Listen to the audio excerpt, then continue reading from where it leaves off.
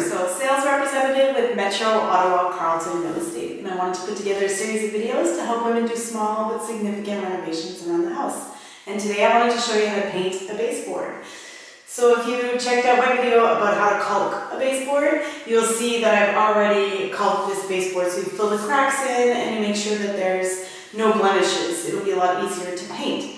So when you're painting, wear clothes that you don't care about, that it's okay if you get them dirty, because once the paint hits your clothes, it's not coming out. So make sure that you wear dirty clothes. The next thing you want to make sure you have is a really good paintbrush. So a $20 paintbrush, and it'll last you a long time. Just make sure you wash it after, and you can reuse it a lot of times. I prefer the 2.5 inch. 3 inches too big for my hand, and I find it hurts after a little while of painting. So I really like the 2.5 inch, and this one is really, really nice. The other thing you're going to need is a screwdriver so you can open your can of paint. You need to stick it in and then all the way around and really push to open the can. You need a stir stick to stir your paint, and if you like, you can use tape. So you can tape the wall, you can tape the floor.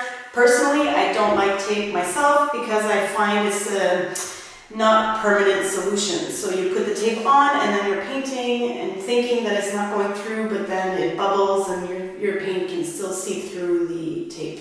So I prefer to just practice my lines and make sure that it's beautiful without the tape. So it's up to you. Also, the other thing you want to practice is painting with the brush. You want to, let's say this is the wall or the baseboard, you don't want to paint this way.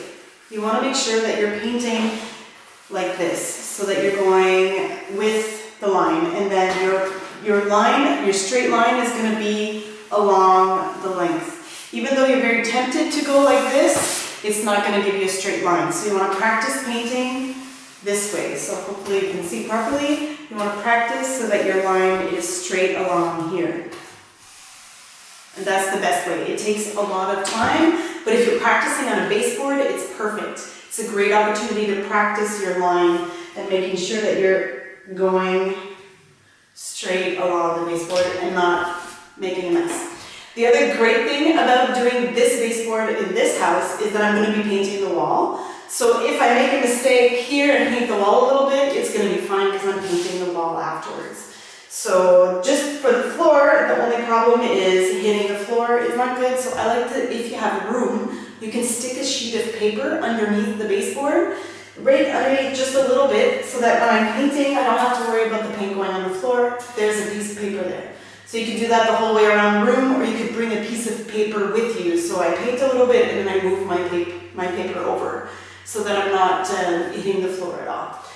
So that's pretty much it. We're going to try to do a little bit here. Hopefully it turns out nice on the camera. So we're going to paint and we're going to stir, and always use semi-gloss or high gloss. Don't use flat paint for baseboards. It doesn't look as nice. Every time I walk into a house and there's flat baseboards and doors, it just looks a little dull. So you want to make sure to paint your baseboards high gloss or semi-gloss. That way you have a nice shine and it looks brand new. So we take our paintbrush to remove the excess paint from the stick. And you want to put your paintbrush in a little bit of paint. Don't go too far up. Especially for a baseboard, and if you're new at painting, you want to make sure not to load up your brush too much. You'll just have too much paint and it's going to go everywhere. And you wipe part of the paint off. So one side has paint and the other side has no paint. And this is your line side. So the paint side will be on the baseboard and the white side will be your line. So you just establish yourself and draw a line. And that's the most important, is really making that straight line. And then here there's blobs of paint. You're going to come over and take off those blobs. And then there you go. You're going to have a really, really nice baseboard. In this case, because it's purple, I'm going to have to do at least 2 coats. And on this piece of wood that happens to be a different color, I'm actually probably going to have to do 3 coats of paint on this shoe molding. Because when it's wood color, it's going to show through. And there you have it. Perfect.